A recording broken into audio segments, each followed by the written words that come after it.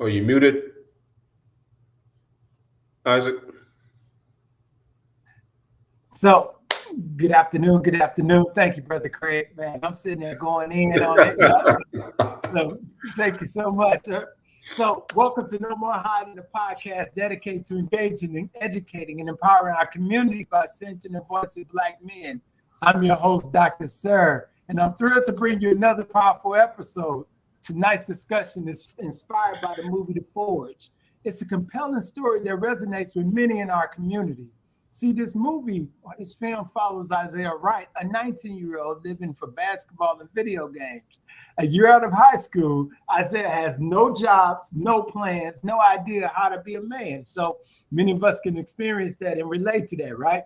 Caught between a single mom and an ultimatum and a pull from his friend, Isaiah's life takes an unexpected turn when he's hired at Moore's Fitness.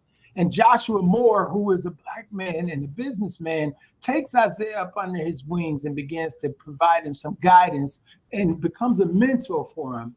And this mentorship and guidance helps him to confront some of the challenges that he was dealing with from his past. And we'll talk about that. It also helps him to overcome some unselfishness and discover God's greater purpose for his life. And I don't know about you, but as men, the greatest thing that we could have is to understand God's purpose for our life. This narrative sets the stage for our topic tonight, which is growth and guidance, nurturing Black male potential. In a world that often overlooks and misunderstands the experiences of young Black men, it's more important than ever to shine a light on the impact and the power that mentorship, guidance, and community support can provide. We're blessed to have three incredible guests with us today, and each of them bring a unique perspective to our conversation. It's in bringing these brothers into this space. Trust me, tonight, you're really going to be blessed and empowered, right? First, we have Brother Abraham Blue. He's a bright young man navigating his first year of college, and I have the privilege of knowing this young brother and really watching him over the last couple of years that I've been acquainted with him. And he's going to bring some fresh experiences and perspectives based off of his generation of experiences. Then we have Brother Craig Fowler, right? And Brother Craig Fowler is a retired bank executive, and he's a dedicated leader in men's ministry at his local church. Brother Craig brings years of experience and professional wisdom, as well as spiritual guidance and mentoring young men. And then finally, rounding out our panel is Brother Anthony Ray Branscomb. And Brother Branscomb, he's a man of diverse experiences and talents. Brother Ray is a minister. He's an elder at his local church, and he brings spiritual wisdom to this conversation. He's also a retired veteran, and he offers some insights on service and leadership. So together, the four of us are going to explore the challenges facing our young Black men today, the transformative power of positive role models and practical strategies for unlocking our community vast potential. So without any further ado, I'm going to bring these brothers into the conversation. What's going on, brothers? How you all doing today? Good, doing well. Doing well, thank you for the invite. Man, Same I'm here, so doing very well. Man, I can't tell you how excited I am to have you all here today and joining us in this conversation. Brother Craig he already stepped up and provided some mentorship. So we're thankful for that. I don't know how I muted myself starting this conversation, but nonetheless, and thank you all. Those of you who are joining us tonight, those of you who are live and on whatever social media platform, whether it's YouTube, whether it's LinkedIn, whether it's Facebook, or whether you're viewing it from our website, we want to thank you for being here tonight. And we appreciate your presence just being in this place. Remember, this is a live conversation, so feel free to join in the chat, share your thoughts, share your comments. If you have any questions for these gentlemen, trust me, I believe we got some answers that's going to help us tonight. So thank you.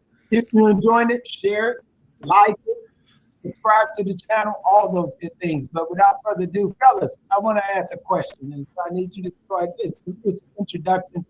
And we'll go in this order. We'll go Brother Abraham first, Brother Ray, and then Brother Fowler is going to follow up. And he's going to close out the introduction part of our conversation. So I want you to introduce yourself, to the listening audience so they can know a little bit about who you are and who they're going to be engaging with over this next hour or so. But then I also want you to share a significant thing that you received from the movie The Forge, right? I gave a little bit of an overview, but please share something that really stood out to you, a theme or two that really impacted you from the movie The Forge. So, Brother Abraham, you start us, man. Yeah, thank you for the introduction, Dr. Rice. So my name is Abraham Blue. I'm an 18-year-old here at University of Missouri St. Louis as a freshman, and I'm also a youth leader. I'm a podcast host on YouTube and also Instagram. I talk about youth social issues and also values concerning the Christian worldview. And most importantly, I'm here studying political science. So that's a little bit about me. When it comes to the movie The Forge, it's a great movie. I think when I reflect over it, I see a transition when it comes to Isaiah from the beginning part of him, dealing with some challenges to later in the movie of experiencing mentorship and also a worldview such as the Christian worldview come into his life. He starts to take on those beliefs, which also impacts his demeanor and the way that he responds when it comes to his job and also when it comes to everyday life. So I think it's a very powerful movie. I believe anyone that watched the movie will be able to take something from it. And that's the big thing that I took from it is I was able to see the realities of his transformation throughout the movie and also his before and after. That was the big part for me. Oh, man, that was great. So thinking about transformation, we're going to touch on that some a little bit later on today. Brother Ray, step into the spotlight. How are you doing today? I'm doing well, sir. How you doing? Doing well. So introduce yourself. Let them know who you are and tell us something that stood out to you about the movie The Forge. All right. I'm Anthony Branscomb. I'm one of the social ministers over at Friendly Temple Missionary Baptist Church. I've been there for probably about 14 years and got to see God move in great ways.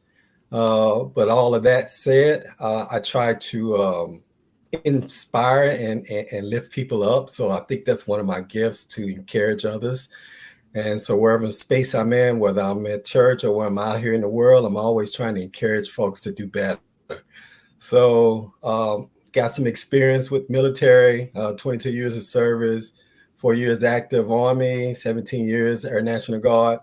Kind of seeing the world a little bit. You get to meet other people, and I appreciate how God used me in those spaces where I didn't even know who I was for myself, because I wasn't really walking after God or seeking after God, but yet He placed me in places to see how people are and how they react to me just being a Black man. So I appreciate that as well.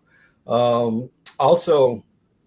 I'm always in the space of gift as far as electronics. God has gifted me in that area. I got to go to a technical school when they first transitioned O'Fallon Technical High School from all-day school, from a school to learn different trades. We was the first class that they allowed them to go all day. So I took up electronics and electricity there, and that's how I was propelled to go into the military with those skills. So one thing about this movie that really stood out to me is that a young man, and a lot of times you can feel the disrespect from other young men when they're talking to you, and then how do you deal with that, and sometimes we don't deal with it as we like to deal with it. But, if you're empowered by God, God gives you the wisdom to talk with an individual to show that he is respected, but it allows me to see that he really took the reign to want to do what's right. And I think God inspires us all to do what's right. So I love that part about the movie. Good deal, man. Thank you. And reflecting on that, on this idea of disrespect and respect. And we know that is something that is important to us as men, right? Especially when we're young, we're trying to establish that idea of, you won't disrespect me. We're going to talk about that a little bit, what that looks like. So, Brother Craig, what's going on? How you doing? Hey, Dr. Rice, how are you? Man, thank you for Doing being well. here. Doing well tonight. So we're going to actually step on the stage, man. Introduce yourself and tell us a little bit about you, and then tell us some of those things that stands out for you. Sure. Yeah, Craig Fowler, uh, lifetime resident, city of St. Louis, Sodan High School graduate. Always have to mention the high school and in the city. Still live in the city of St. Louis. Love the city and my efforts and things that I'm doing. I'm always looking to try to see how we can improve and bring more things to St. Louis. A lot of times when kids go away to school, they end up moving out of town and taking their talent and resources elsewhere. Uh, I love St. Louis so much. I actually went to college here. went to Wash U to business school. So everything that I've been involved with is kind of centered around St. Louis. Fortunate enough, obviously blessed throughout my life to have a village around me. First starting with my family. Father was in the home. He worked at Granite City Steel, so provided for us. My mom, I would never say she was a housewife because she was married to my father, and she was also worked, raising 6 children. I'm the second youngest, and so she worked just as hard as he did. So and she's also worked in the community. She was a community volunteer, did a lot of things in the community, kind of well known throughout the city of St. Louis. And saw her and how she treated people and worked with people, young people, had a great rapport with young people, and because she cared about people. And so I picked that up from them, from my parents. And then I had, there were 6 kids in the families. Like I said, I was the second youngest. So I had 4 that were older than me, and so along with my mother and father, older siblings, 2 older brothers, 2 older sisters, certainly helped to guide me and advise me and show me examples. So I got to see, pride myself in learning the good and bad. I got to see what they did wrong, what they did right, and try to follow the right example. But again, so I had a great village that I grew up with. Always had people involved in my life. When as a young person in church, I didn't go to church, like I do now on a consistent basis, but certainly had a church home, and was in the scouting program, and so I could see again other leaders, other people that fit into my life. A scoutmaster that was dedicated, to young men, and seeing that happen. And then as I got older, involved in the Inroads program. So another program that helped me in my business career. I actually did an internship at a big, what was back then a big 8 accounting firm, Ernst & Whinney. It's Ernst & Young now. But so involved in a lot of things, a lot of people that were involved in adding to my life, in addition to my family and from a big, big extended family here in St. Louis. And then high school teachers, grade school teachers, just, everybody it was a very positive environment that I grew up in. Didn't really lack for anything. And then I'll say, so that propelled me into those different things that I got involved in. Certainly helped to guide me in what I decided to do in life. Like the movie talks about when Joshua asked Isaiah about, where do you see yourself in 5 years? Yes. Nobody asked me that question. I'm not a 5-year planning kind of person. I think a lot of guys, and I'll generalize here, we're day to day. Sometimes women are more strategic and planners, and I think that kind of complements us, because I know sometimes a lot of guys are kind of I can go day to day and not worry about tomorrow and have those thoughts, but so didn't really have a 5-year plan, but kind of with the help of mentors and advisors and teachers and family, my life kind of progressed in the right path. Chose to go into business and went to the business school at Washington University. Again, got into accounting through the Inroads program, worked at an accounting firm. So a lot of great experiences, a lot of, stair steps up, and then, got into banking after I graduated from business school.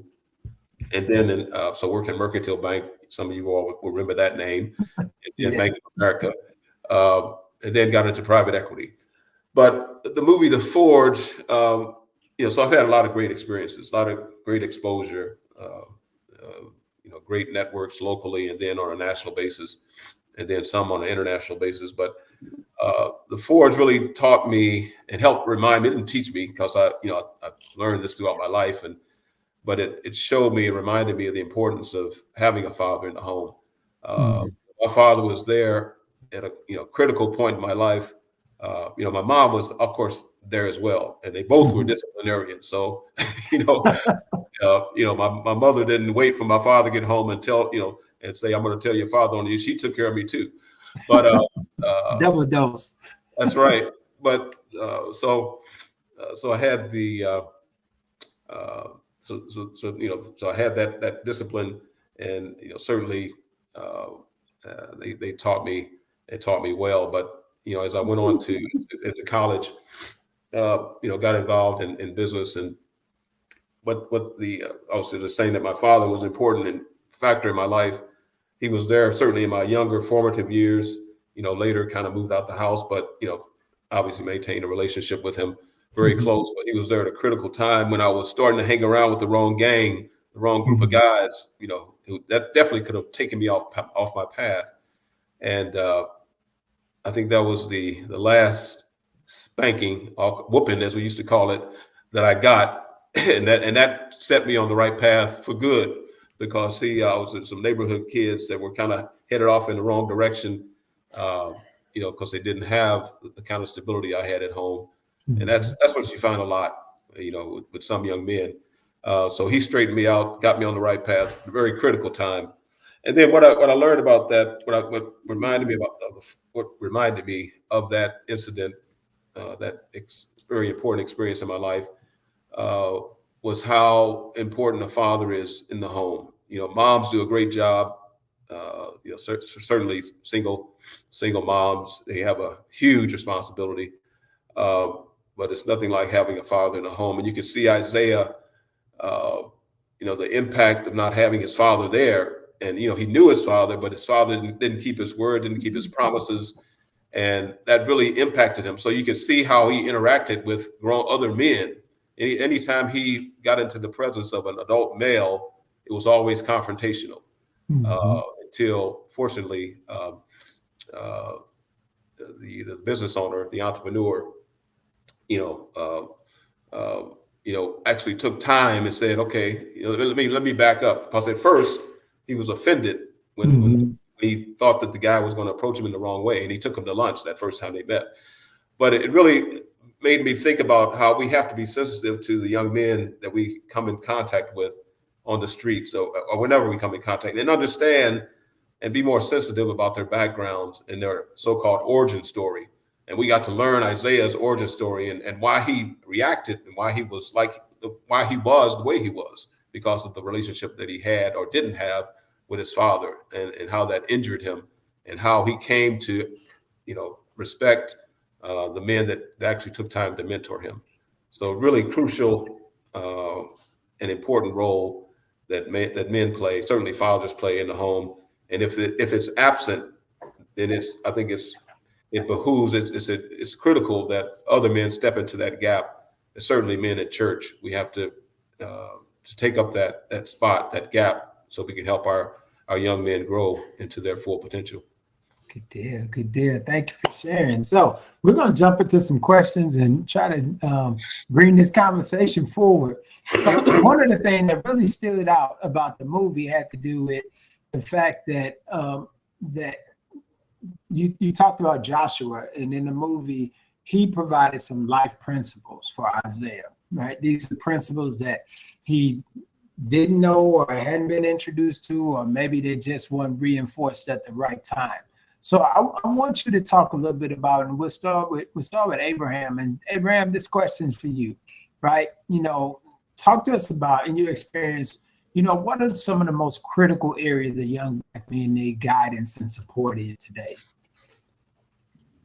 That's a great question to start off with. I would say, to answer the question, some areas that I believe that our young black males need in today's society. I feel like we got to first mention what they don't have. And something that I've been able to understand over my course of me working with other like my other peers, you know, in high school, being a part of the principal advisory leadership board, talking to other young people, and something that I've noticed amongst just young people in general, but more precisely referring to our young Black community of Black males, has been the lack of vision, identity, and purpose. And I call it the VIP, agenda Okay. VIP. And vision, identity, and purpose, what it stands for is that without the vision, the people perish. Without identity, what are they living without identity? How do you know who you are? Without purpose, what are you living for? Those are some areas that I think that is lacking, that our young Black males, they're trying to find that void to fill. And I think that once they are able to utilize the idea of agenda VIP, when you think of VIP, you think of an exclusive place that you go, or a place, a ticket that you have access to for certain resources or a better experience. And I think once they have access to that, they will have a better experience of life, and of also of where they're going in life. So those are some areas that I believe that is lacking. It's the internal parts. I know we can talk about the external things that are going around, systemically, but I think that those are the main key areas that I notice internally. Right. Thanks for sharing. Let me pick up a little bit on that too, because that's a great question and good feedback, Abraham. Those first questions when Isaiah first met Joshua, and he just sat him down and asked him some very basic questions over lunch. And it's like, and I see that, with young men today, just they don't really have a direction or a vision, because they haven't sat down and talked to them. When us, the three of us that are kind of older generation, things were different. We had coaches on our football teams or sports and whatever we're involved in, certainly home life. But sometimes you run into the folks that, and if they may be from single parent homes, their moms are so busy that they don't have time to really to raise them. And so it's things that we may assume some young men know, like the very basic questions he was asking him, which were great questions that Joshua was asking Isaiah.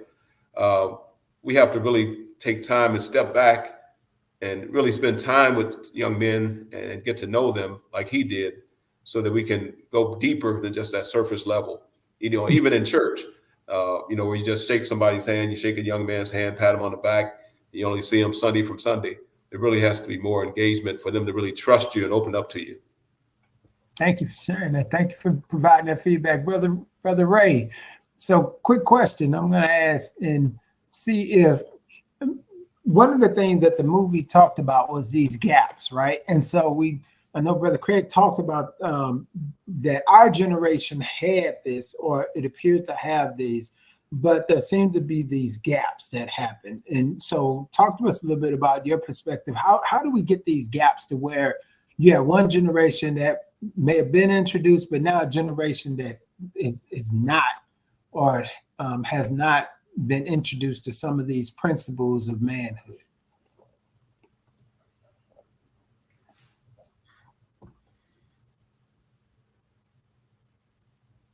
All right. Can you hear me?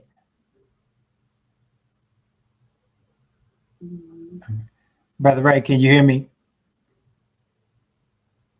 I can hear you now. Yeah. Okay, good deal. All right. So the question I asked was, Brother Craig talked about the generation, our generation, having access to coaches or examples of manhood, but now we see this generation today, and I look at that as this idea of gaps, and that was brought out in the movie about this idea of there were gaps. God allows gaps, right? But how do we get these gaps in our communities? And I'm talking specifically in the African American community. How do you think these gaps came about, and and some of the challenges that these gaps, we see what they brought? Yeah, I think a lot of time, if we don't have a male figure in the home, that's going to create some type of gap if there's no one stepping in to fulfill that gap.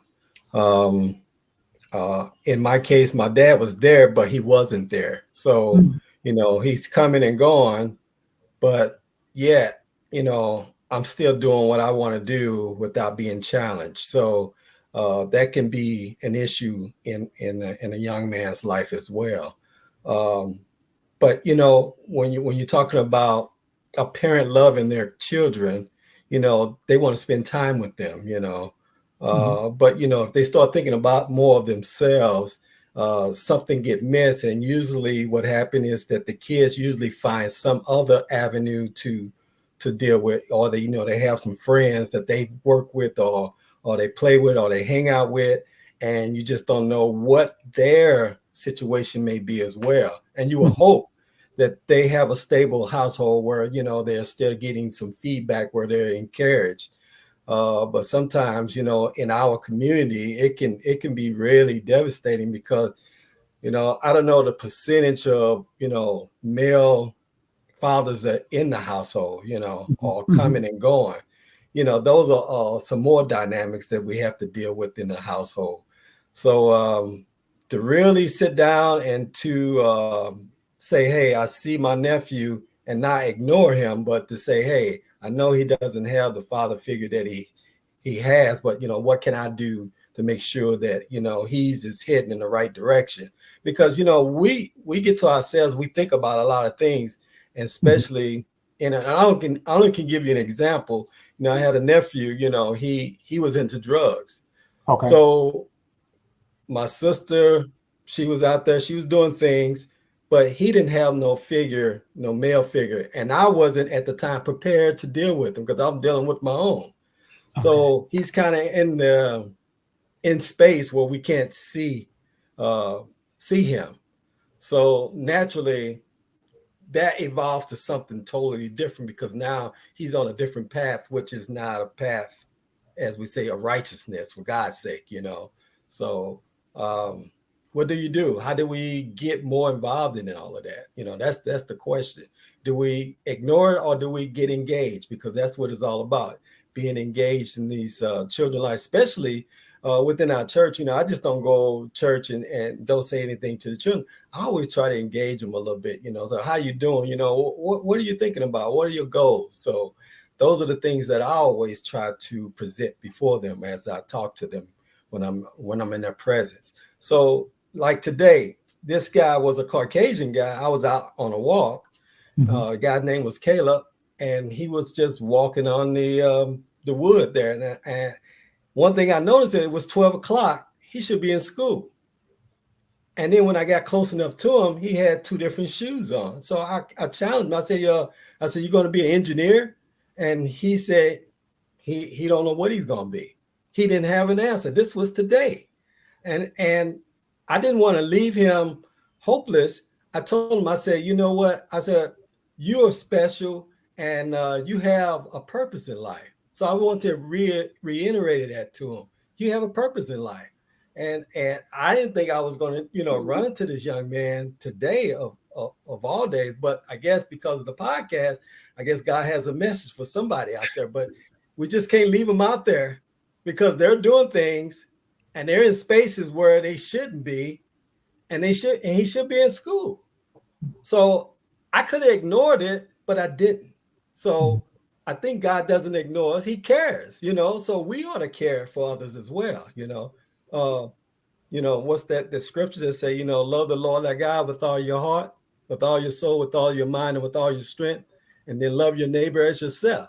I want to make sure this young man is going in the right direction, because I didn't want to ignore him. I want to make sure that, there was something positive said to him in his life so he can get back on course, because he looked like he has no hope. But yeah, I gave him one of those cards that I've given you, Dr. Sir. And he kind of just shook his head, because I don't know if he had asked God if he was real, but I know when he seen my card that talks about Christ, I knew something was at work in him. So God was using me to let him know that, hey, he sees him, he knows that he is part of the kingdom, so he's not forsaken. He is not forsaken. Man, thank you so much for that. And I think it is critical. One of the things that I liked about what Joshua did, right, and is he took time. He actually took the time to get to know him, to get into his space, right? Not intrusively, but just strategically get into Isaiah's space and build that trust, which is a critical component, of any mentoring relationship, is developing trust. And one of the things I've shared is so many times our young people, the younger generation, have not felt a healthy touch of a Black man, right? We yell, we might scream, and we may be abandoned, but having that healthy touch, and you can tell a young person that has a healthy touch of a Black man, and I see that on the college campuses all the time, because their approach and how they receive, just the conversation is totally different. But so, real quick question, Brother Craig, I'm gonna ask you to, and we're gonna kind of talk like this is the debate. So we're gonna give everybody about 2 minutes to respond to a question or so, right? And so 1 minute to 2 minutes. So our producers in the background say, okay, we got to move this on, right? And so the question is, and I want you to make this personal. I want you to share a significant challenge that you faced as a young Black man, and how mentorship and guidance helped you to overcome that particular challenge. Yeah, that's a good question. I don't like sharing personal information. I rather talk about other people. But but no, it's good. I think when I was trying to think back on a challenging time, probably when I was in school, in college, and was not doing that well. It happened in high school as well. I was going through kind of a difficult time, and actually, my mom kind of helped me through both of those situations. And she didn't, again, a lot of wisdom, and parenting is tough. Let me just say that, whether you have two parents in the home or not, and certainly take hats off to the moms that are engaged with their children. And sometimes more so, because when the husband is working outside the house, and the kids usually spend a lot more time with their moms. But again, she could be a college professor, but at the time when she grew up, just didn't have the money to go to college. But but again, would always give me wisdom. She always read books, listened to the news, was always up on current topics. But I had a difficult time. I had some, when I first started in high school, was getting bad grades because I just wasn't paying attention and wasn't focused. And then she kind of helped me through that. And then when I was in college, I had to, once I start something, I knew I was going to finish it. I had a determination, kind of one-track mind. And once I got started on something, I was going to go through with it. But doesn't mean that everything was going to be smooth or a straight line. So in college, I had a difficult time with my first accounting course, and actually had to withdraw and drop out because I got sick during the semester. And I went to the professor and said, "Hey, I need to drop out of this class." And he was being a hard nose about it, which is fine. But I had a difficult choice to make, and so I did end up withdrawing the class, but had to go to summer school. But things like that would happen. But I guess one thing I would say to encourage those that are listening, and the young men that may see this, is everything won't be smooth all the time. Everything won't go straight in a straight line. But you have to stick with it. That happened with me, whether it was in sports or whatever else I got involved with. I had a determination to see it through. And sometimes we have difficulties, especially as young men, especially young African American men, have difficulties, growing up in this society, and we'll get sidetracked. Sometimes we think of what looking at today, as I'm older and an adult, of course, they look like very small things. But when you're a young person, things can be magnified to such a large extent. And when you think you failed, and we know today, especially older guys, failure is a part of success. You can't have success without failure. So that's true. You have to, sometimes when, the way life is presented on TV and, all this social media stuff, you feel like everything you do has to be a success immediately. there are no overnight successes. Everything takes hard work. So I try to encourage these young men, don't get so discouraged, when you make a mistake or when you fail, because again, it's just a stepping stone. You can learn from everything that you go through. Mhm. So, I certainly have had, some difficult times, some failures, didn't make the grades I wanted to make, had to withdraw out of some classes, and then go back and just keep working hard, go to summer school, whatever I had to do to make it up, to get out, to make the ultimate goal of graduating.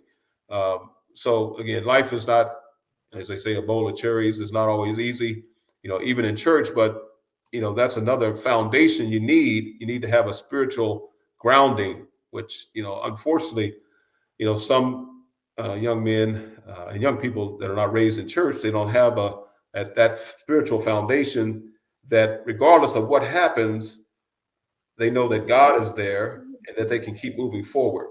And so they lose hope. They become desperate. They kind of disengage, and sometimes, they end up doing things to themselves that are detrimental, and sometimes doing detrimental things because they don't see a way out or see a way up. And again, Mhm. keep living, keep moving forward. It's not going to, things will work out. Things will turn around. We've all learned that in our lives that, if you stick with something, even though it may be difficult, it may be tough, even though you may have failures, that you can succeed. Exactly. So thank you for sharing. Thank you for sharing. So, Brother Abraham, you are in a transitional period right now in your life. Your first year of college, right? And really, in some ways, first generation, right? College student and learning the ropes and things of that nature. So, talk to us about this experience, your first year experience, and what strategies are you using to stay encouraged and really weather through this transitional stage of your life? Yeah, thank you. Yeah, it's a definitely interesting transition. It's different from high school, of course. Classes, timing.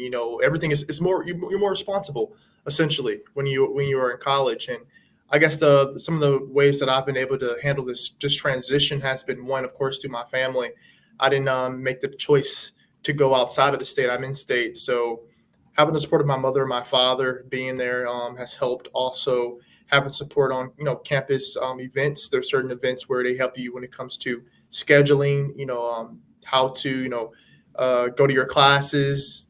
Just not go to your classes, but like how to get involved and get as much resources as you can from the university. So I guess I've been utilizing that, and I also been, of course, sticking to my faith, going to church and reading His Word. It's been a key thing for me because the truth of the matter is that when you're locked up in your room studying a lot, you can get lost track of other things surrounding you, such as being engaged when it comes to what you believe in your faith, because you're just so locked in and wanting to do your best.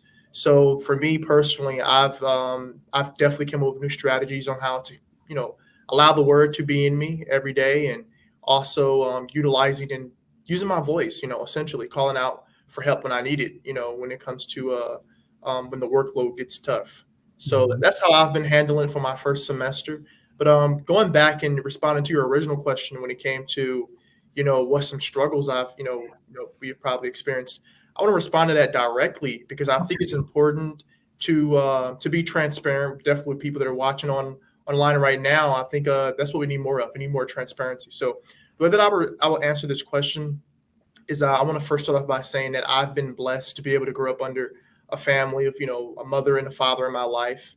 Other African-American young males don't have that. So I've been blessed to have that foundation. I've also been blessed to be able to have a belief system that have, led me and directed me in a great way, which is my belief in Jesus Christ.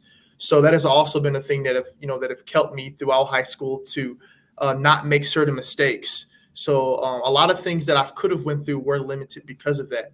But to talk about the things that I've experienced with transparency is the fact that a lot of it has been spiritual things of me being in the faith, the enemy knowing that, and I've been attacked, spiritually through temptations in certain forms. One of them, I will be straight up straight honest with is as young people and myself, I've went through I dealt with the temptation of lust, pornography. That's a big thing that we do see that a lot of people don't like to talk about. But the truth of the matter, the statistics is that a lot of men, in our churches, pastors, deal with those things. Yeah. I know that I've dealt with that for a period of time, definitely. And God has helped me and got me, delivered me from that, and to be focused on His Word. And I had to fast for a little bit. I had to do certain things that brought me through that. Another thing that I've experienced for a little bit of time, I dealt with overwhelming thoughts to do things to myself that God has helped me with also. Those are things that young people deal with as well. So those are, two things that I've experienced that I've voiced out, unapologetically and, truthfully on my own podcast and things that I went through. Cause I think that's the first step to moving forward is to be totally not super transparent, but transparent enough that people are able to see the empathy, see what you've went through, because if they see and be able to relate to that, then whatever you have to say moving forward, they can get on board. So that's some things that I've personally experienced, that has, that I've went through in a way that I've triumphed over those has been my belief in God and also the education that I've received over my life. So yeah, that's great. If I can jump in on that. 1 minute. I'll make it quick. Excellent point on Abraham about talking to people.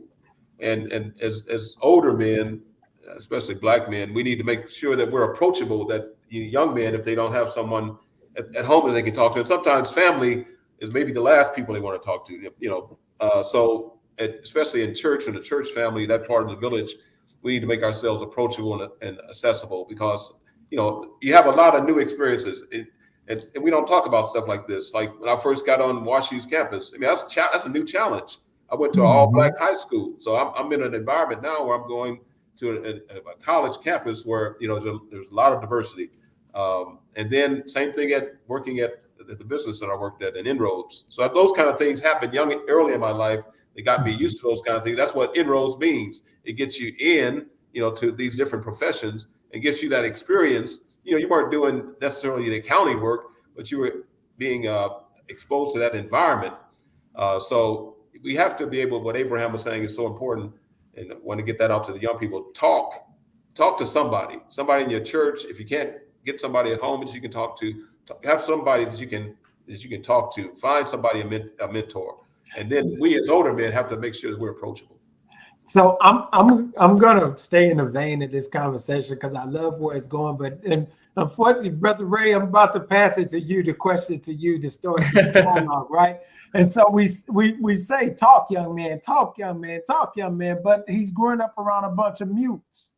He's growing up around men who are not talking, or men who are talking at them. So how can we, as young people or young men, to talk when we're not modeling the example of actually talking and being like, how many men, I've had many episodes, right, where I've had men sit at this seat and sit at this table and have dialogue, but none of them have come out as forthright as Brother Abraham has about his struggles and just put it out there like that, right? And so, Brother Ray, Brother Anthony, how do we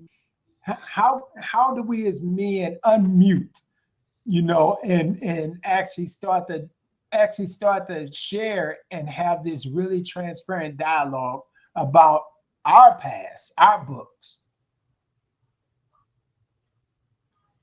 Yes, I'm glad you asked that question because I have an older son. I'm not ashamed to tell him he'll be 42 next week. All right. And that's a good thing. And it is. And he is the one that gave me the most trouble. He challenged me. And this is how God works in the dynamics of things. My late wife, she wanted him to go to a private school. So I didn't want to because I'm thinking about the cost. I'm thinking carnal minded and she's thinking spiritual minded. So I give in. I sent him to private school and he started learning some things about God. You know, he comes with me with the Bible, and he points and said, "Do not provoke your children to anger." You know, he's gonna put that in front of me, and I'm like, "What did you say?" I'm like, "What does this mean?" You know, so I got, you know, I was getting upset because he's approaching me with the Word of God. And I didn't even know it because I didn't even have the Holy Spirit living inside of me. So I didn't know that it was all Greek to me. And then as time went on, I become saved while he was in high school. And then, you know, it kind of changes things where I start getting more engaged with him instead of him just letting him do what he wants to do, coming in any time of the night. I start dealing with him one-on-one, you know, as a father. But as time went on, as he got older, I was able to start sharing some of the things I've done wrong in life. You know, I said, you know, son, don't cheat on your wife, you know, and I, you know, I'll be transparent. You know, I was an adulterer, and I told him, I said, you know, it's not going to solve no one any good because it really kind of stinks in the nostril of God because you stinking up the whole place when you start doing that kind of stuff. So I wanted him to know that, you know, this is me. You know, we've drove around and he vent, and I let him vent because he needed to do that. But when it is all said and done, I'm still there for you. I'm not there. I'm not going to leave you. I'm going to be with you at all costs, you know, whatever it takes for you to get where you need to be. And to this day, you know, you know, if he's coming in town, he said, "Can I stay with you?" I said, "My son, you can always stay with me." You know, I give him the option because, you know, I have a grandchild. He'll bring her. And I'm grateful because he didn't have to do it because he could be still bitter at me all his life if he want to. But, you know, I tell him the truth. You know, I say, hey, I have told my sons, all of them, I have not been the best dad that I could have been. But you know what? Going forward, I'm going to do my best to do what I got to do to let you know that I love you, you know, and that's what it's all about. To let them know that your true self, and you talk to them one-on-one, you know, and let them know how you feel and what you've been through. You know, they know I've been in the military and they know I've been overseas and all that other stuff. But, you know, do I call them? Do you make some time for them? That's what they're really looking for. Are you making some time for me? Yeah, man, I'm hearing such a great theme there, and I love how you shape that theme when we talk about repentance, right? And we're asking them to forgive us, right, for some things that we've done because we don't get it right. We don't always get it right, and unfortunately, coming as a parent, as a father, we're talking about fatherhood here right now. No, we don't come with a book. Right. And if you have multiple child, you probably need, for every child, you probably need about 10, 11 books. Right. And so you try to become independent on the child. Right. And so but when we don't get it right, when we don't hit the mark, when we don't, you know, always figure it out the right way, we ask for that forgiveness. And I think that's critical. And that transparency is necessary, you know, for what we want to do. And I was thinking the question that came to mind, and I'm going to throw it out there, and it has to do with, you know, becoming a bridge, right? And how do we become a better bridge that closes this generational gap, right? Because it's almost two sides, right? They're looking at us, and sometimes it bothers me, not sometimes, all the time it bothers me when we say, well, this generation not doing anything. And I think that's the mantra of every generation. Every generation thinks that they you know did it better, and this next generation is not doing it the right way, right? You know, but how do we become a bridge? How do we close that generational gap as Black men in our communities? I'll jump on that one first. Okay. And it gets back to Abraham and again what Ray just said about transparency and being honest, because a lot of times, you know, as adults, we're not honest and we don't tell our kids our mistakes or our faults. And I was thinking, take it back to the movie The Forge. If you look at, I made this comment before about the Mustang because I've seen the movie several times, so I pick up on different things. You know, that his father had given him a car that sat in the garage. It was old, beat up, broken down, and his father had given it to his father. His grandfather had given it to his father, right? So I think what his father learned was from his father, and so you had that pattern, and that happens even with us today. Even those of us that are in church, you know, my father, you know, believed in God, but he wasn't in church. But I could see things that he would do that I picked up. Now, you know, he wasn't talkative, you know, and we talked. I don't remember having a long conversation with him. It was more of that older generation that was kind of the strong, silent type, and a disciplinarian. I mean, I knew he loved me. There was no question about that. And he would take me to his job site. We would hang out every now and then, but not a lot. You know, certainly didn't talk to me, you know, as much as my mom did. Again, when she was home, and he was away at work. But then when he came home, we just didn't talk a lot. So I picked up on those things, and I also picked up. And I wanted to make sure that with my kids, I was much more present. But what did that look like, Craig? Right. What did that presence look like? Yeah, I'm going to get there. So I was present, but I wasn't emotionally present. You know, so I was there, and I was there at you know, all their activities, school activities, you know, their plays, their performances. You know, I was there and engaged in that. But then on a more personal level, it was like there was a block, you know, where I couldn't, and I picked that up. I think I got that from my father. So there has to be a recognition of that as a weakness, and you have to break that someplace. So by bridging that gap, and certainly in Christ, you should be able to confess that to God and ask for forgiveness and break that stronghold, you may call it, or that habit that you picked up, you know, from your father. And so Isaiah's father, you know, cheated on his mom, you know, broke her heart. And I think he basically followed the pattern of his father. So you have to be able to step in, and certainly with Christ, you can break that generational thing that existed, that had his father not keep his word, his promises to his son, to Isaiah. And so Isaiah was going on that same path, if not for Joshua and the guys that took notice and actually took the time to change his trajectory.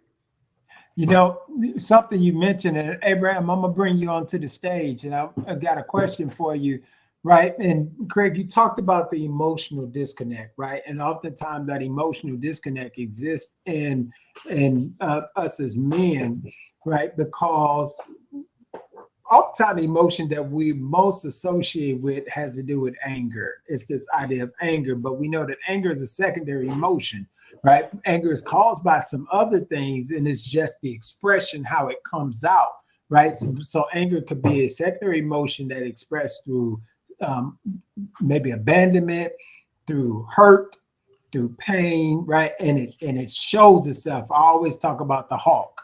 The hawk comes out, right? And so if we only focus on the hawk's presence and we don't think about what caused the hawk to come out, right? Whether it's David Banner's inability to overcome this internal thing that's going on the inside of him, or whether it's an external force that's pushing, that's causing the hawk to be in this space, right? But Abraham, your relationship with emotions as a young man, right? How do you deal with your emotions, and how have you, or maybe do you see yourself still challenged with emotions even in your generation? That's a great question. My emotions, I feel like I'm still growing with my emotions. I'm still learning how to control them. Of course, I feel like it's a life journey, but I can say I've grown in certain areas where I'm able to control my emotions under certain pressures. So it just really depends on a situation, especially really when it comes to religious topics, talking about belief and things like that. I'm able to control my emotions, more compared to if we were to talk about politics a little bit. So it really just depends on it, and I'm learning. And the reason why I say that is because I kind of find that I'm able to control my emotions better if I have more understanding about a particular subject. And when I don't understand something about a particular subject, then I'm being brought new knowledge from a certain angle where I think is that might be of error, or I don't know, or if I don't understand, it can be more difficult to control my emotions. So I guess it really just depends on, I think for me, preparement and understanding on the matter, on the subject matter. Yeah, I like that. So we talked about, this idea of introduction of new knowledge. And so, Brother Ray, I'm getting ready to bring it back over to you for a second here. So, Brother John, he put in, Brother John Smith, thank you all for joining us. Dr. Chris Gardner, thank you for joining us. My aunt was on here. It's got quite a few people that's been on. And so, but Brother John Smith, he talked about how they spoke truth to power. Right, truth to power. And talk to me, when you were watching the movie, what are some of the areas where you heard this truth being spoken into Isaiah's life from Joshua or from any other space?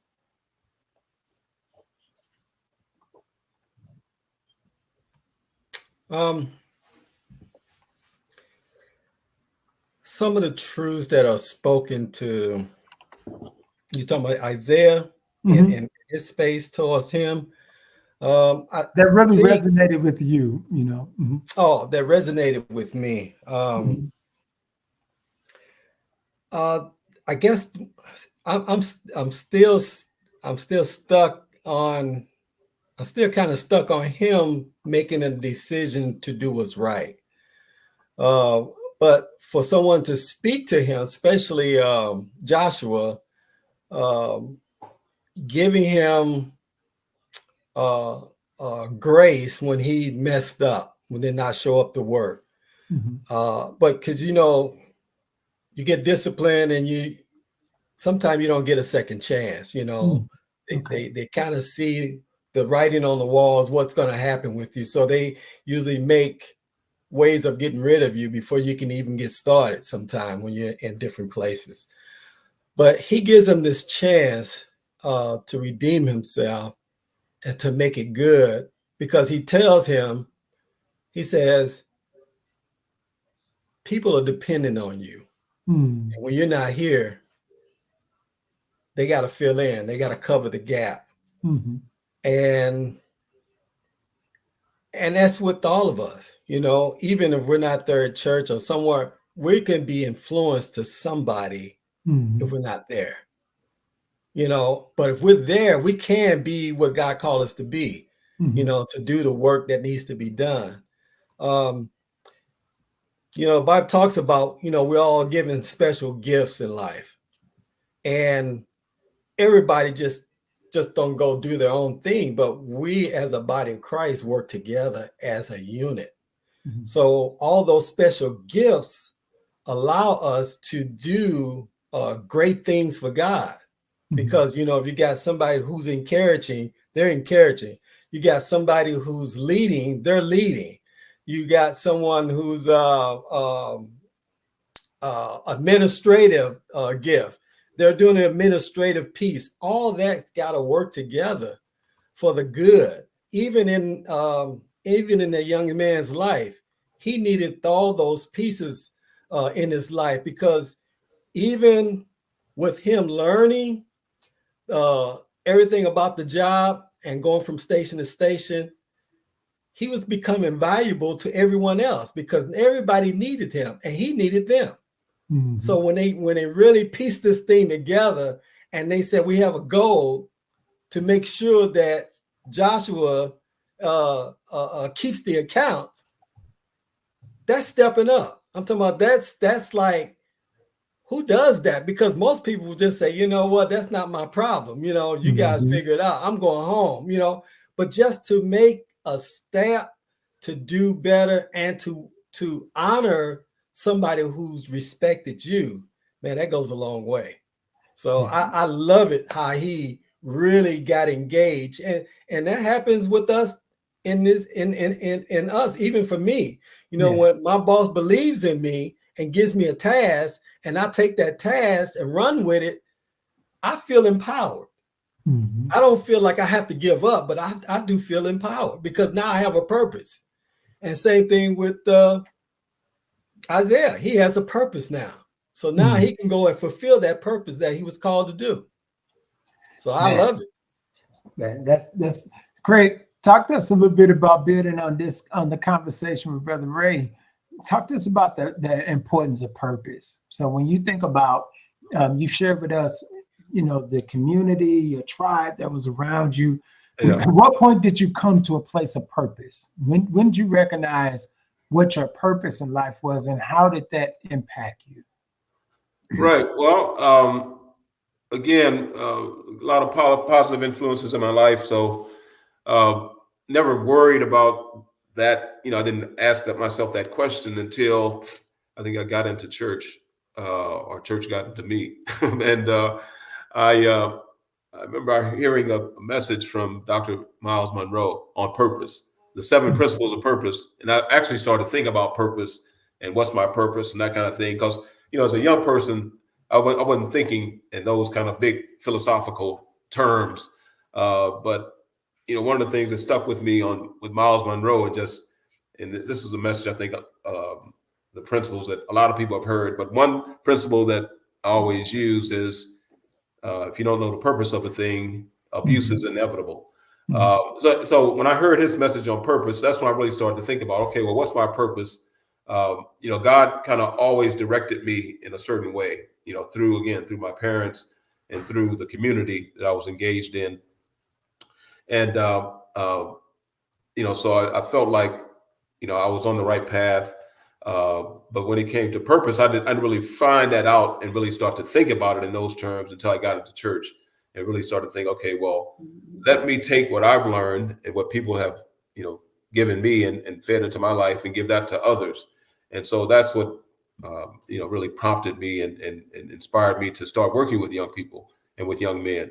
So today, like I think a lot of times, a lot of things that worked for us when we were growing up in our community, not just the Black community, but in the community overall, like scouting. I was a Boy Scout, and that was a part. We had a scout troop at our church. We've abandoned a lot of things that really helped us because we may not have thought they thought that they were that valuable, and we've dropped them. So I'm looking back now, and I'm seeing those kind of things that, like scouting, and those little what we may think of were little things that really added a lot to our lives and to our character, and really helped us to become the people that we are. So I'm going back. I'm actually really trying to rebuild scouting in North City. North City used to have a thriving, vibrant scouting program. Most churches had scout troops and community centers. So we're doing a lot of work with that. And then this whole thing that's happening in our community on violence. And I think, to kind of go back to your gap thing, where are the gaps? I think the church has, for me, and I think for us, the church is the ideal vehicle and has to be to bridge, to provide that bridge between generations, and to also answer the ills of our community. Just real quick, I heard the speech by Frederick Douglass when he talked about, what does the 4th of July mean to the slave? And he actually quoted in there that, if the church had not endured or not allowed slavery to exist, it couldn't have lasted an hour. So if the church had stepped up, God's church had stepped up and did the right thing, slavery would have been abolished years ago. And I look at our community today and look at the violence that's taking place, the number of deaths that are taking place, the shootings. And the church, we're just like, okay, we're not doing anything. We're allowing it, we're accepting it, this certain level of violence and death. And we have to get to the point where it becomes unacceptable. And if the church would step up, we could solve this problem in our communities throughout not only in St. Louis, but throughout the country.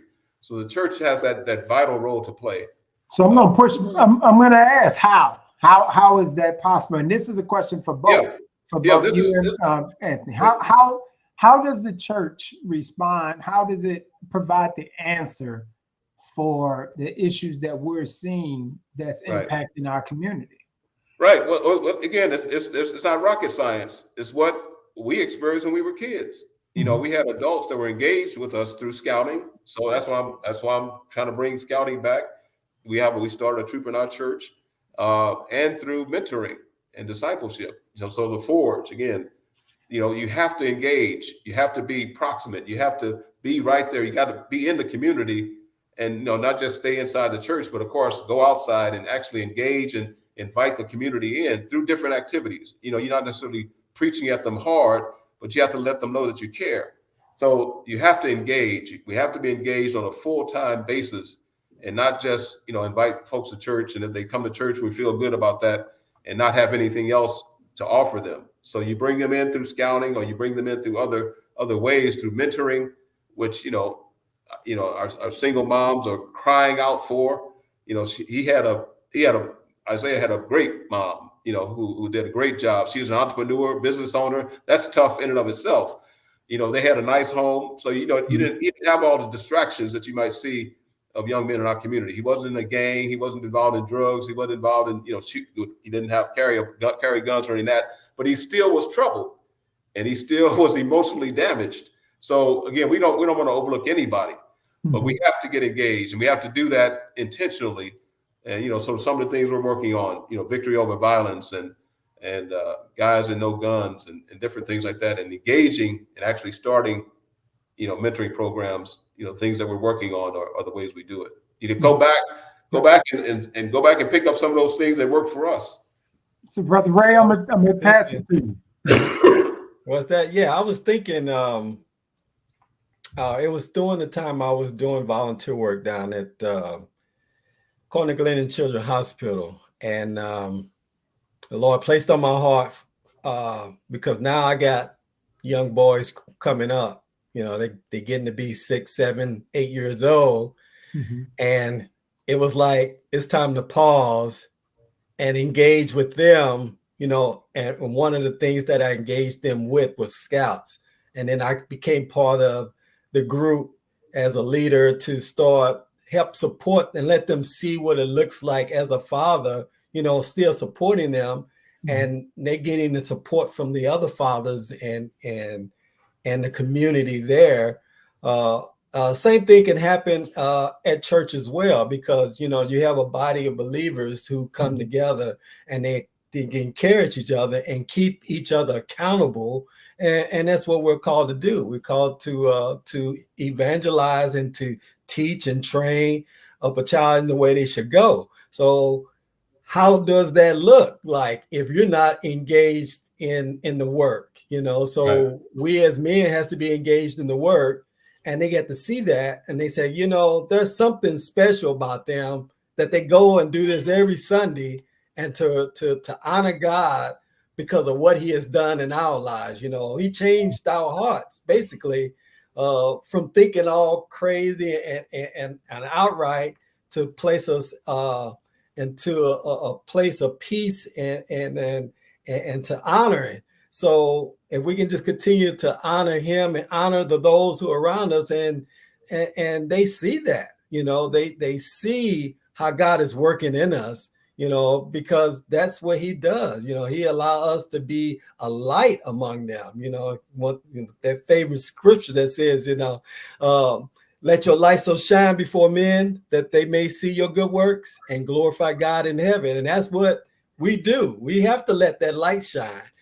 We hold it back, it just doesn't do no one no good, but God is out trying to draw more folks to Himself. So we have a great work to do, and we have to continue to move forward in that space. And I love how Joshua stayed in that space. Not only that he got his trust, the young man's trust, he started realizing that there's something much more to him than who he is. And he started really feeding into that. So I love it. I love it. Abraham, real quick. So my question for you is, how do we hold the older men accountable? How can your generation hold the older men accountable? Right? We say we want to be there, we want to support, right, and do all these things and be present or whatever. How can we hold the older generation, accountable? Be nice, Abraham. No, tell the truth. I will try. But I will say, when it comes to holding the older generation accountable, the first thing that comes to mind is, of course, being transparent with what they have went through, their experiences, and also investing into the youth. Something that I definitely see common among, at some of our churches, just within St. Louis. I'm gonna go into certain details that I'm thinking about, but what we see is a high increase of the older generation guiding and leading our churches, and a lack of youth. And I think that it can be easy. Anyone can easily fall into the motion of life and focusing on one's careers, colleges, where they're trying to go, who they're trying to be. And, the younger generation can be passed up at times. And then when it's time to focus on the younger generation, so much time has passed, and, now you don't have as much of that energy that you could have had if you would have focused on, if the older generation would have focused on that during the mid age of their life, not the very end, where now you have this generational gap where of hard relatability. So I would say one is one investing the younger generation, and because I kind of like how someone said before, how the younger generation are the ones that go out to war, and the older generation are the ones that gives out the wisdom. So my big thing is the young people listening to the wisdom of the older generation, of our elders, and the older generation being open to hear what the younger generation is talking about, being able to listen to them. That's a big thing.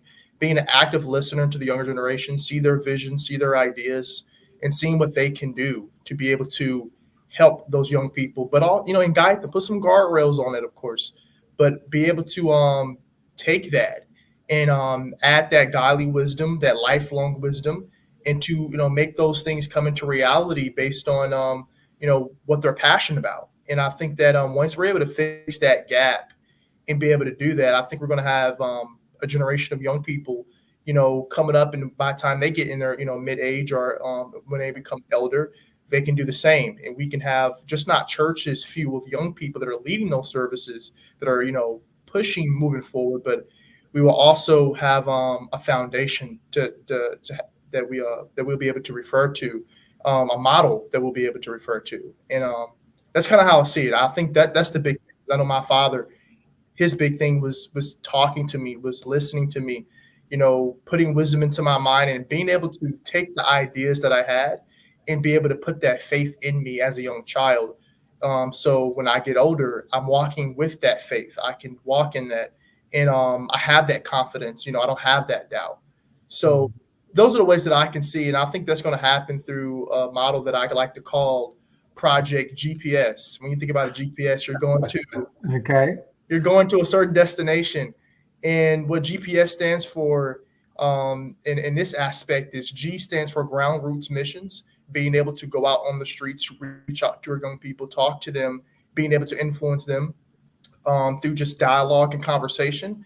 Then you got that's G. Then you have P. That's public forums, or public meetings, scheduled meetings where you can talk to young people, events, activities. Then you also have the S at the end, social media, utilizing social media as a platform to be able to reach out to the masses.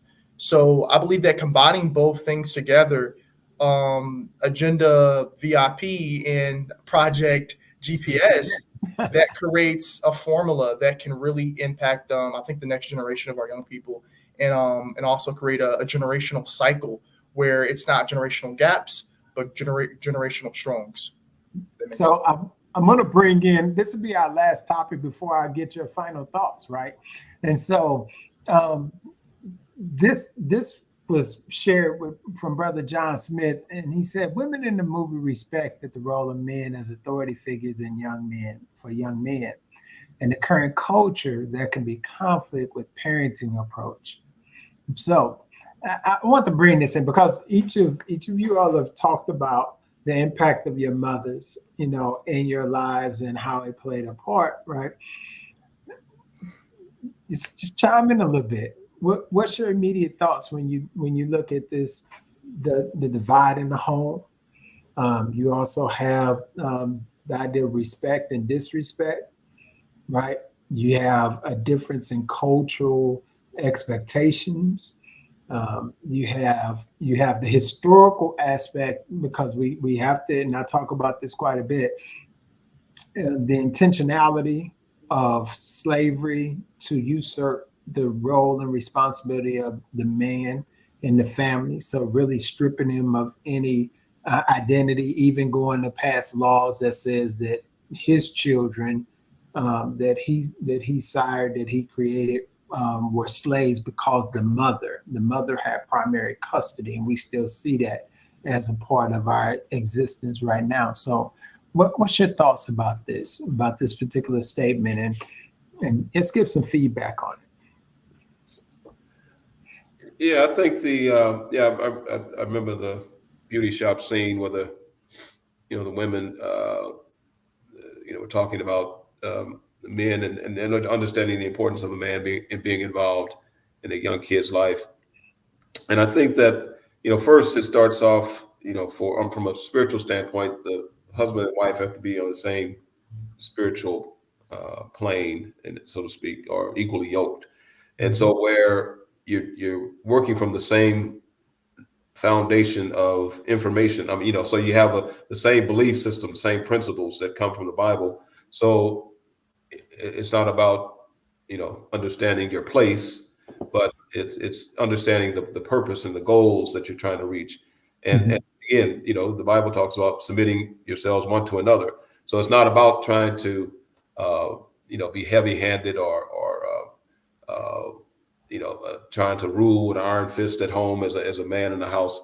It's really more about understanding the importance of the roles. And unfortunately, to your point, Dr. Rice, what you were saying about our current environment and how so many factors that have been involved in the men not being up, and that's a generalization. Certainly, there are men that are doing the right things in homes, and I think in the majority of cases, exactly.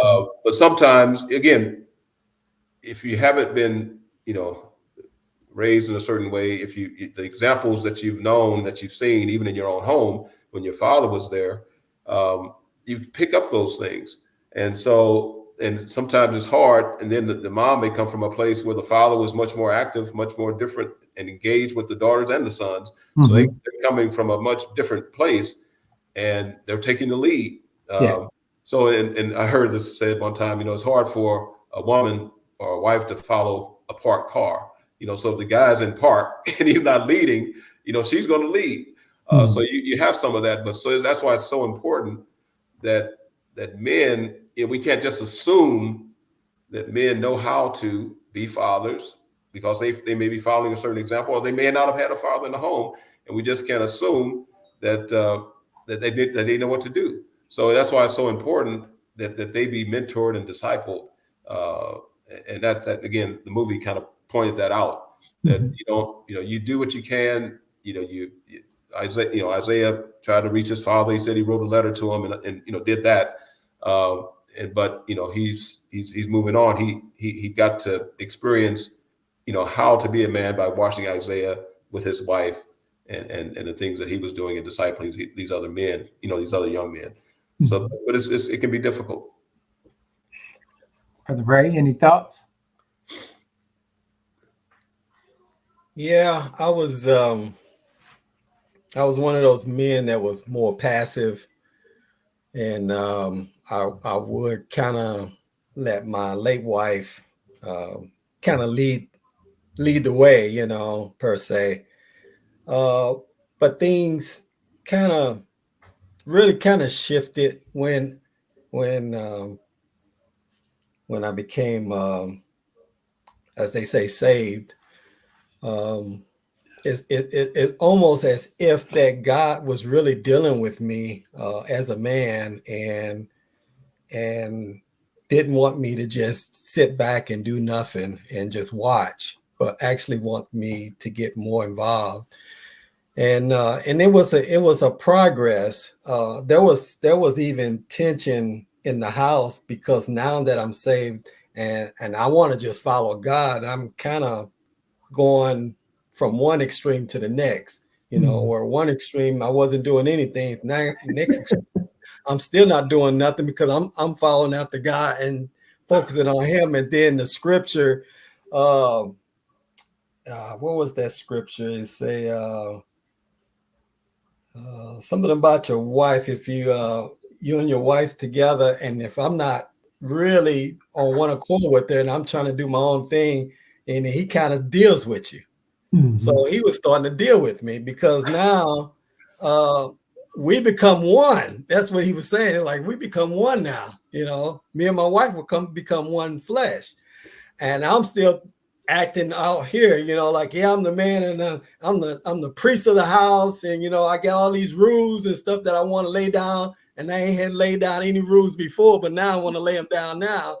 But I didn't communicate, so I had to learn how to communicate with my wife, and then as that communication grew, it was easy for her to allow me to really become who I need to be in Christ to handle the children, from the spiritual point of view, because, they're looking at me because all of a sudden, I'm doing one thing in life. Now I've completely changed to do, I used to have, well, it's nothing against, I used to have a pierced ear and it would never heal until I had to just take it out. I just couldn't do it no more. I had to take that thing out, and God restored my ear, and I have no clue why, but I guess I wasn't supposed to have it, because it was just one of those things that happened. So it wasn't going to prove a point. I just looked good, with the pierced earring, but it had no bearing, no substance when it came to those children. I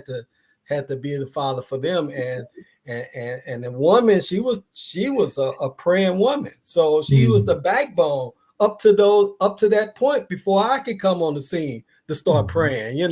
Not that my prayer is more powerful than hers, no, but we pray together as a unit unto God, that everything is going to be all right. However we raise these children together, we're on one accord now, what we wasn't at first. So I am grateful for that, so as we continue to move on in this life, it was beautiful to see how in the movie they call on the prayer warriors to put this hedge of protection not only around him, but that he will fulfill the God-given purpose that's in Isaiah's life. And you can't do nothing more than that, than to call on brothers and sisters in Christ to pray, because that we need that, that is number one. I can only, think about my son, my youngest son. And, when he lost his mom, he was still in grade school, but that anger didn't manifest itself until he got to high school. And I was trying to protect him, but, he got to college and he said, "Dad, I can't do this no more." He thought we wanted him to be an engineer, and he didn't want that. But he was trying to please us. And I said, "Son," "whatever's in your heart to do, you do it." So he decided to change career fields, but in the process, he got a hold of some drugs, and it was a battle. I went and got him from school. As soon as I got him, it was during the flood, because after I got him from school, the highways flooded up, so he couldn't go back, and he had to be admitted to a mental institution for 2 weeks. So that was tough on me. Yeah. As a father. But you know what? It brought us closer, because only thing we can do now is pray. And I would pray with him, and he would pray together. And he said, "Dad, I needed that prayer," and I didn't know how much he needed that prayer, but he needed to be prayed for. But God had brought him back home for him to pray. And then I said, "Well, if you're crazy, we're going to find out. I'm going to send you over to Missouri Baptist to take a class. If you can't pass that, you're not going back," because he really desired to go back to school. So I sent him back to school once he passed the class, and then he graduated. He's doing fine now. So I'm grateful to God that, we had that opportunity to mend and to really find out what was going on with him. He was still hurting from the loss of a parent. And sometimes these things don't manifest itself until years later. So I'm just grateful. Ray picked up I'm gonna say this real quick, and I know we got to go. You mentioned a big word, passivity. I think that's a big word for men. And if you don't have that example in front of you, and if at some point if you don't get that, it's very easy for men to lay back and be passive. Dr. Rice and I were talking about how to become a modern day knight, and they give a 4-point definition of what it means to be a man. The first one is rejecting passivity, because our normal, not everybody, but some of us, our normal mode is to sit back and be passive, and that's kind of that was my mode, and what I learned.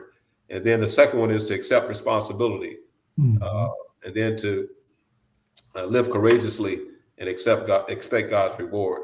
But that passivity one is big. That may be a whole other topic for another time. But that being intentional and not being passive is huge. And again, and I had to learn that over the years, especially in my kids' younger years. I learned how to get more engaged and more involved, be more intentional. But in the beginning, I just kind of sat back and was passive. And you gotta get beyond that. And fortunately, God brought me out of that, helped me through that. This has been a great conversation tonight, and I want to close us out. And I do want to give Abraham a chance to respond to if he had a thought to that. But in his closing, in each of your closing, my question for you is, what does no more hiding mean to you?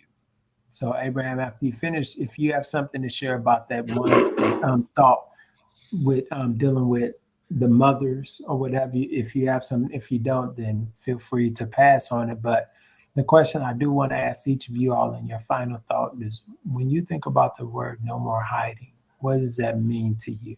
Right. So, Abraham, you start us off. Yeah, to answer that, when it comes to no more hiding and the mothers, I think to start off with, when it comes to the mothers, I think that we can come from it from different angles. From a social policy standpoint, I think that women have been impacted in ways where if they were to, for example, when it comes, actually, I want to start off with the social one. I want to start with the social. When it comes to social things, we see that women that might have children that try to take on the role of, attending to their children in ways which is good, but it's some things that it takes a male perspective to be able to help young males and young ladies, and mainly focus on young males tonight. So I believe that that is very needed. We see in the movie that his father wasn't in his life, but Joshua, he was able to take on that. So you have the social aspect of that, and even now in today's society, we see even in the music industry where a lot of it's a culture where being single and living hedonistic, having children is common in society. It's something that is popularized, and also even you can even talk about when it comes to the social warfare programs that there's more ageability and incentives if you were not, compared to being married, and there's certain inherent things even with that process. So there's a lot of things, layers that goes into why we see the separation. And I believe that the greatest form of a family that you can ever have is having both parents in the home to address many of these issues. I think is the nuclear family is a very important thing in society. But to focus on no more hiding, that question, I think what no more hiding means to me is it means to be open. It means to have an open mindset, to be set free mentally. That's what I think about no more hiding, because we can talk about physical hiding from from an attack, or from from the media, or from a situation, but before the physical happened and the action actually manifests and you do something, something goes on in the mind that puts you in the mindset of hiding from the start. So when I think of no more hiding, I think about the mental state. When you're trying to hide, But when it comes to no more hiding, I'm sorry, I kind of jump up my words there. When it comes to no more hiding, it means to be set free. It means to be set free mentally and to take on new ideas or new beliefs that opens your understanding to get out of the hiding place where that you were once in. So that's where my mind goes to, is to be set free mentally. Thank you, Brother Ray. Final Yes, thoughts. sir. What does no more hiding mean to you? Final thoughts. I kind of thought about what Abraham said earlier. It was earlier. He had said, kind of just to be transparent. You don't have to hide your thoughts. You don't have to hide who you are. But being able to be transparent for who you are. Just be available, and hey, as they say, show up. Don't hide. Just show up. That's it. Thank you, Brother Craig. Yeah, good question. I think we've kind of covered over some of the things we talked about. Again, that word passivity and hiding kind of relate for me.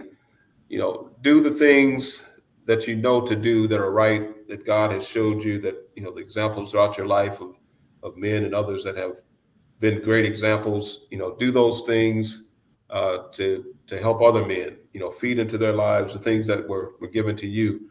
The purpose, you asked that question about purpose. So, no more hiding means, living intentionally, asking God what your purpose is. And God has given us all gifts.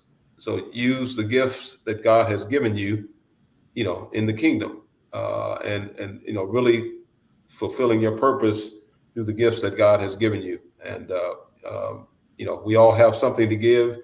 And, and when we don't give it, that's when you create that gap, when we don't do those things that God has called us to do. And he's certainly gifted us all.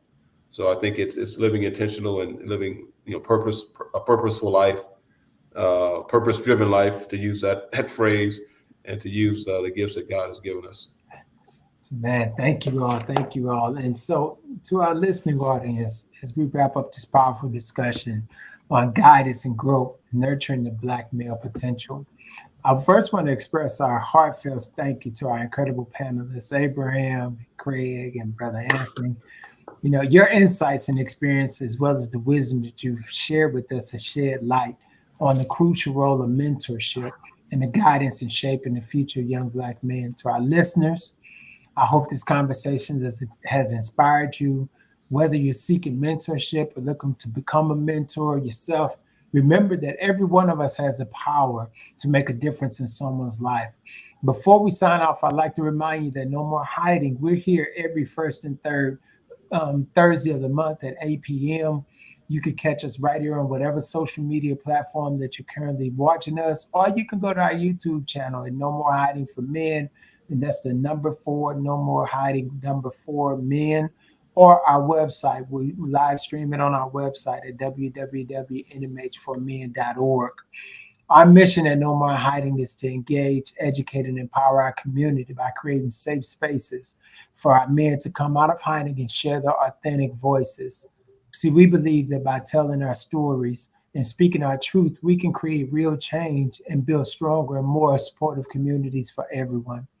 If you found today's conversation valuable, please share it with someone. You can find a recording on our YouTube page, or you can go on our website. And don't forget to subscribe to our channel. We'd love to have those subscriptions. That way you'll be notified when our podcasts are going to be starting. Thank you again for being a part of this important conversation. Until next time, this is Dr. St. Rice, and I want to remind you that your voice matters. Your story is important, and there's no need for anyone to be in hiding. As you can remember, my manhood, my moment.